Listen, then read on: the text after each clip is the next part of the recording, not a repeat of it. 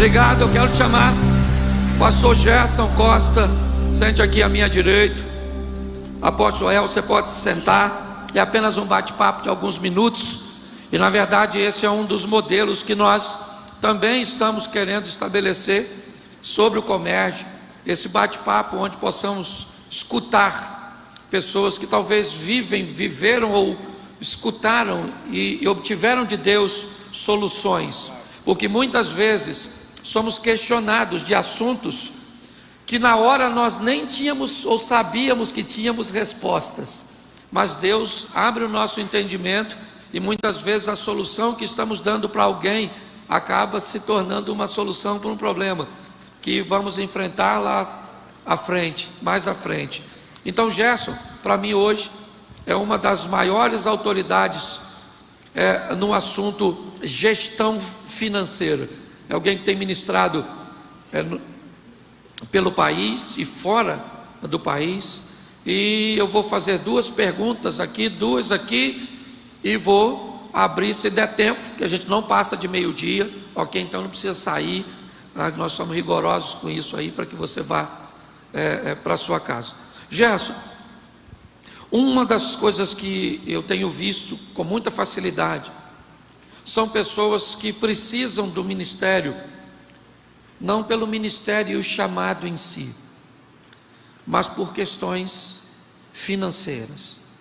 Pessoas cansadas, decepcionadas, frustradas, com 20, 30 anos de ministério, mas que se tivessem uma posição financeira, uma posição econômica, deixariam o ministério e seria membro de alguma igreja, mas não podem fazer isso.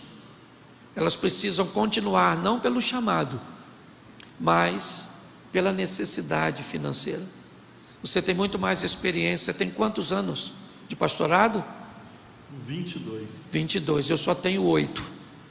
Tá certo? Então você tem muito mais experiência do que eu. Eu queria que você falasse para esse povo, porque eles também têm o grande desafio de vir em eventos como esse e lidarem com pastores que têm um desnível econômico, social muito grande, serve o mesmo Deus e talvez possam se perguntar por quê.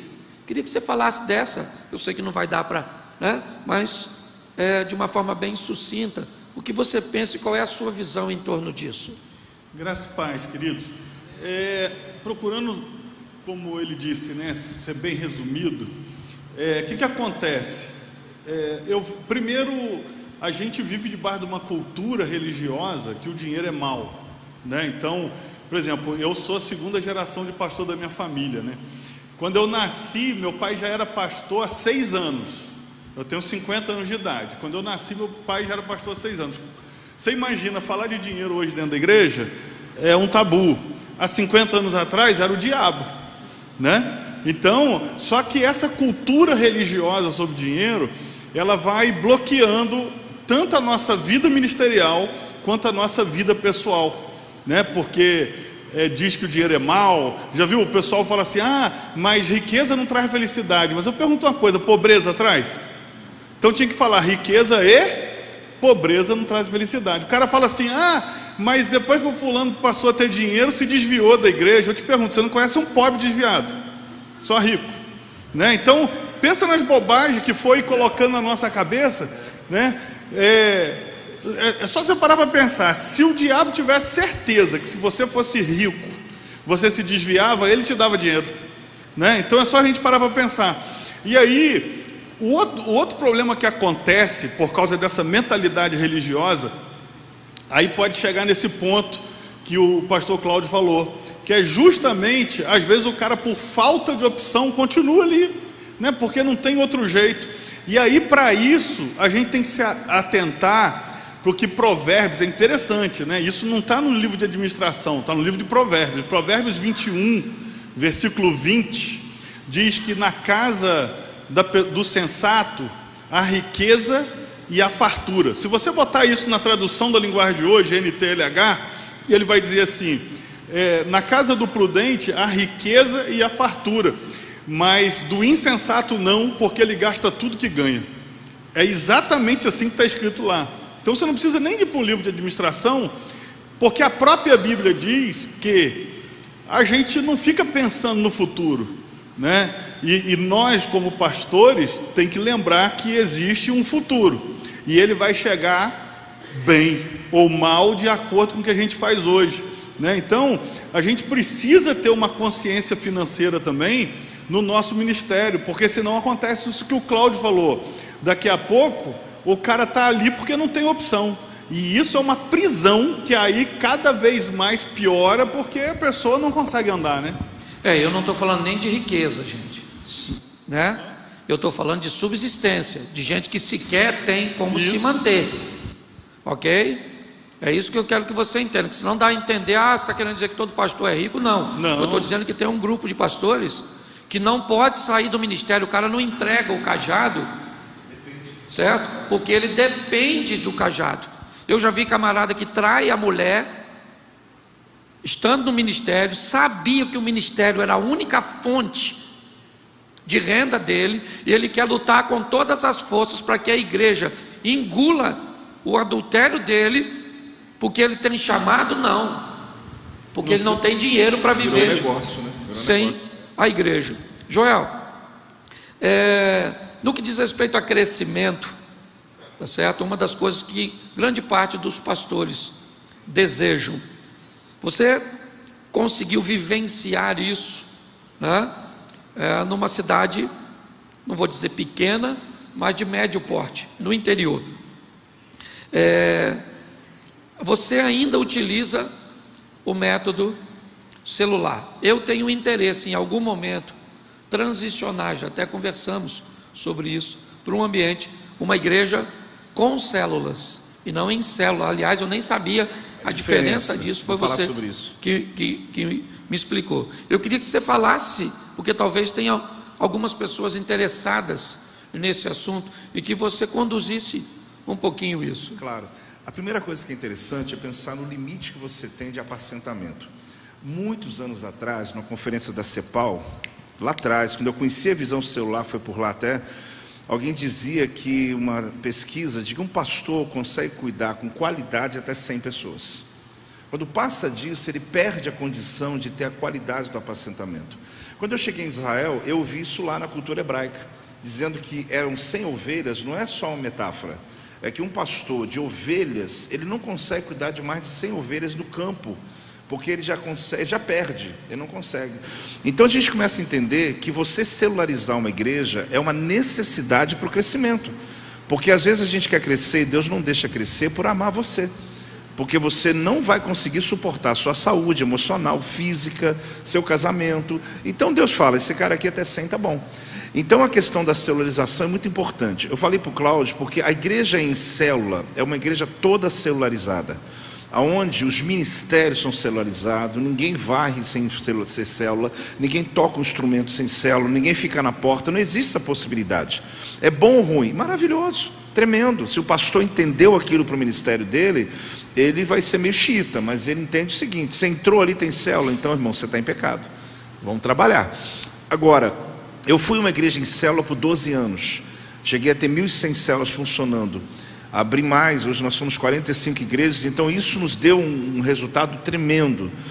Mas eu tive perdas, porque você torna um pouco radical o discurso.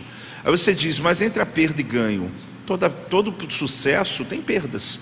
Só que em 2012 eu decidi me tornar uma igreja com célula. Qual a diferença? Eu abri 2 asas, ministerial e celular, onde eu tirei um pouco o pé do acelerador em relação àquela quantidade absurda de célula, que é fantástico, mas eu decidi, e abri a possibilidade de ter músicos, de ter pessoas que necessariamente não são líderes de célula, mas que estão envolvidas em ministério. Então a gente tem a escola de líderes para a célula e a escola de dons para o ministério. Então a partir daí você tem um resultado. Agora, o fato da célula, Cláudio, é que nós pastores nos sentimos mais à vontade para crescer na palavra, na revelação. Você fica mais, não é que nós não ficamos à toa, porque parece assim, o pastor quer ficar à toa, não.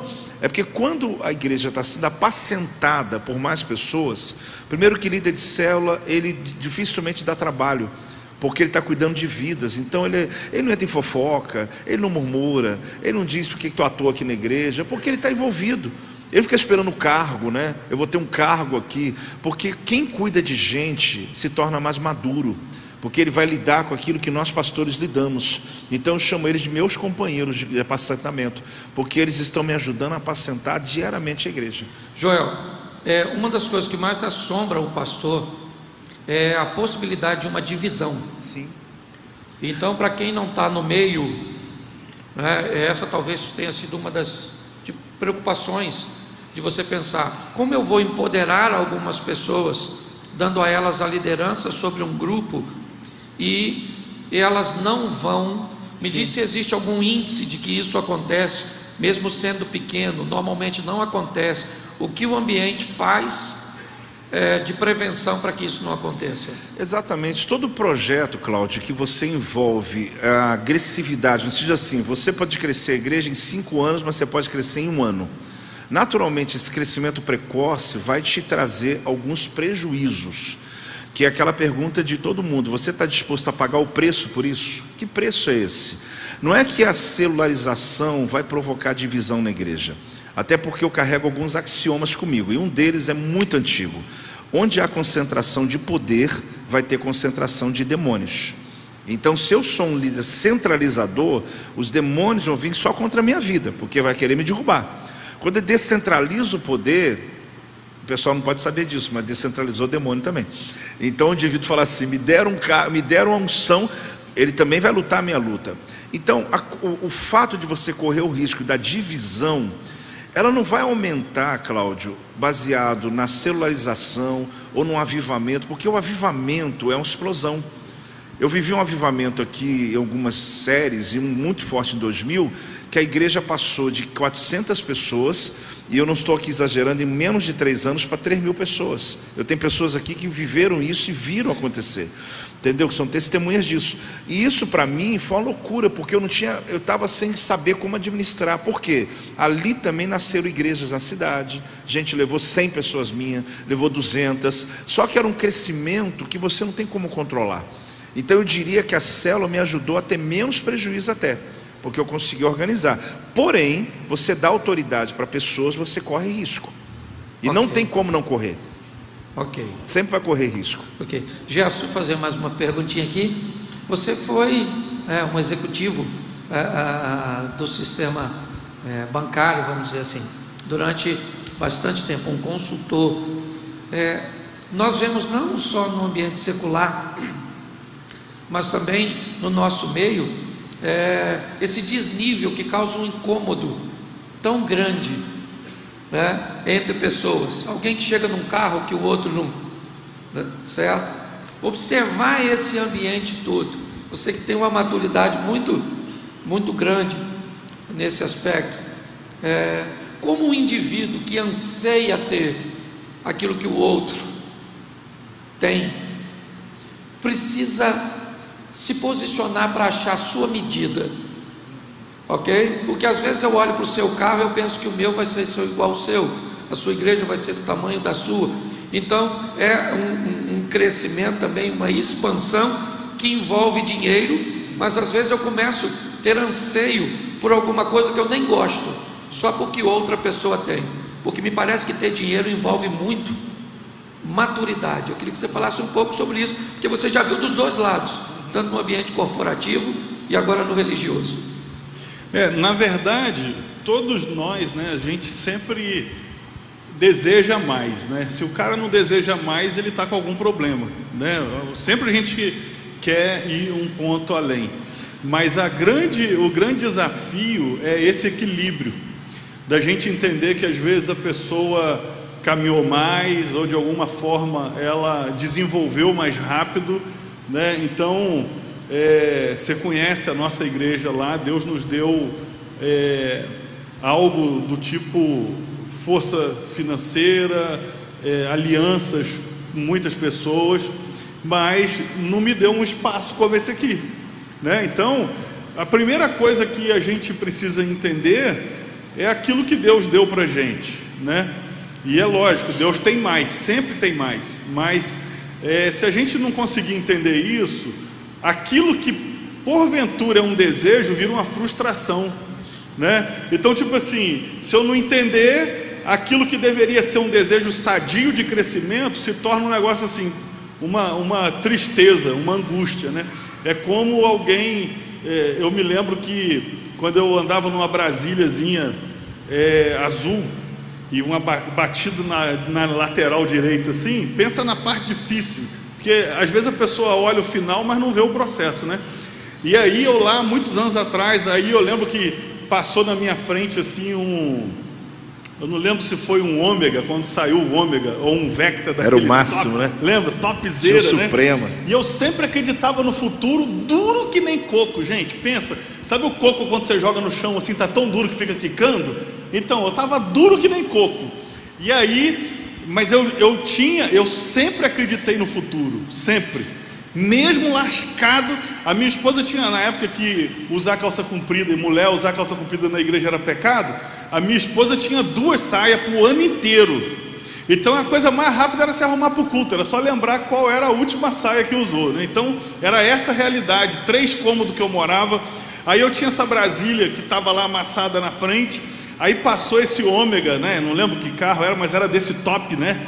Aí eu olhei, virei para minha esposa e falei assim: nem, um dia eu vou ter um desse aí. Aí eu lembrei que um dia aquele carro podia ser uma Brasília, olha a minha cabeça. Eu falei, ou que substituir ele. Aí a minha esposa ainda não entendia na época, né? Ficava olhando assim com aquela cara de viagem na maionese, com 2 saias, né? Mas tipo assim, eu acreditava. E eu sabia que uma hora eu ia achar o caminho. Porque essa é a questão, gente.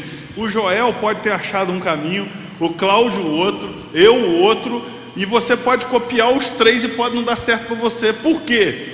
Porque na verdade nós temos uma cultura diferente, uma filiação diferente no sentido cultural, né? A gente nasceu, eu me lembro que quando eu falava com meu pai, quando eu era criança, assim, pai, eu quero ser rico. Ele dizia, você tem que querer morar no céu, menino, porque parecia incompatível, né? Então assim, de acordo com as culturas que a gente viveu e se relacionou, os nossos caminhos vão ser totalmente diferentes. Agora eu tenho uma certeza, a gente com a bênção de Deus, com certeza chega muito mais longe do que o pessoal do mundo. É só a gente acreditar no Deus que a gente serve e se esforçar como Ele se esforça. Amém, amém. Bom, eu tenho 5 minutinhos aqui e são só 2 perguntas. Então, quem deseja perguntar, levante a mão. Já tem um irmão aí que levantou, eu vou fazer o seguinte. Tem microfone lá embaixo. Cadê o microfone? Tem microfone? Ó. Leva vai para rápido ele lá. Diga seu nome, para quem você quer perguntar. Fique em pé, irmão. Faça a sua pergunta. Meu nome é Rafael, sou pastor auxiliar na Igreja do Nazareno. Queria perguntar ao pastor Gerson, essa questão toda da riqueza, da prosperidade, a gente vê muitos ataques na questão da teologia da prosperidade. Seria isso, essa questão da teologia da prosperidade? Porque tem gente que condena que a gente crente tem que ser pobre, tem que ser miserável. Qualquer coisa que você prega relacionada à prosperidade é pecado. Como é que vê essa questão da teologia da prosperidade nesse contexto? Então, olha só. Só para você ter uma ideia, né? A Bíblia fala em João, falando para Gaio, se eu não me engano é João 3:1, alguma coisa assim. Ele vira e fala assim: desejo que te vá bem. Em outra tradução ele vai dizer assim: desejo que você seja próspero, como é próspera a tua alma. É como se João estivesse dizendo assim: eu já vejo a prosperidade de você, o meu desejo é que ela venha para fora, né? Então o que acontece? Por que eu estou dizendo isso? Eu lembro que eu tinha um Chevetinho 75 abóbora, né? Nada contra, mas também nada a favor. Mas olha só, e aí eu vinha pregar em Volta Redonda na igreja do meu pai. E quando eu ia ministrar, o que eu ministrava, pastor? Sobre prosperidade, porque eu carregava dentro, mas não tinha pelo lado de fora ainda. E aí, eu lembro que uma vez que eu acabei de ministrar, meu pai falou assim: meu filho, você devia parar de falar disso, porque se eu não te der a gasolina, você não consegue vir aqui. Mas aí eu entendi, porque eu carregava, eu só não consegui desenvolver e colocar do lado de fora. E gente, preste atenção, a prosperidade incomoda a pobreza. Bota isso na tua cabeça. A prosperidade, se você, e eu estou falando prosperidade, não é ter um monte de dinheiro não. Se você na tua família começa a sobressair, já vão dizer assim: ele não é mais o mesmo, ela não é mais a mesma. Eu preferia ela antes. Por quê? Porque na medida que a tua mente vai se libertando e você vai crescendo, incomoda quem acostumou com aquela vida. E aí a melhor coisa é atacar para te fazer voltar para o lugar, do que ele crescer para chegar onde você está. É isso aí. Bom, vamos lá, mais uma perguntinha agora para o Joel. Isso.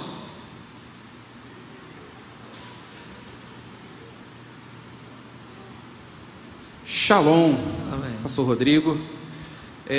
Eu já sei, apóstolo, mas eu queria muito que o senhor falasse como que a gente lida aqui com a questão de pessoas que vêm de outro ministério.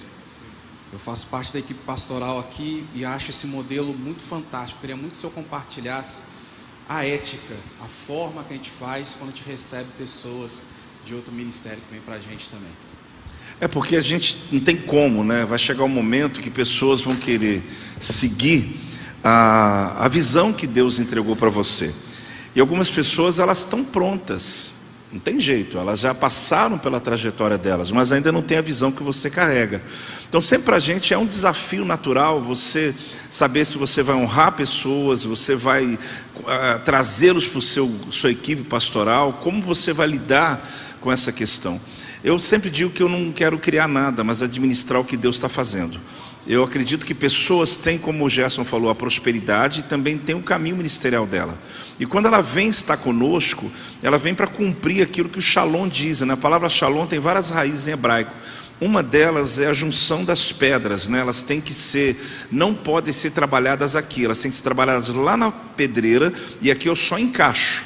Você vê que o ministério, onde as pessoas estão fora do lugar, tem guerra, mas as pessoas estão encaixadas, tem paz. Então a minha ideia é de que as pessoas se encontrem dentro do ministério delas. Não sou eu que levantei elas, mas elas têm uma unção que está sobre a vida dela. E se essa unção é real, ela vai se despontar. Eu sempre, quando faço a comparação de Samuel ali ungindo Davi, os 7 irmãos de Davi foram expostos à unção. Só que quando Davi entrou na sala, o chifre é do profeta, mas o azeite é de Deus. Então eu posso até mover o chifre em direção a alguém, mas é Deus que vai trazer a confirmação daquela pessoa. E às vezes a pessoa pensa que nós é que vamos fazer isso. Nós não podemos fazer isso. É Deus que vai dar a ela a confirmação do chamado dela e o shalom, que é se encaixar e não ocupar uma posição dentro da igreja, mas se encaixar e trazer paz no ministério. Senão você tem uma guerra de pessoas que eu estou ali na porta, um dia eu quero cantar, estou cantando, um dia eu quero pregar, como se fosse uma escada de sucesso. E não é assim. Eu posso ser muito bem sucedido como diácono na minha vida inteira e servindo uma causa pela qual eu fui chamado. É isso que importa, é o lugar do meu shalom, o lugar da minha paz. Legal, olha.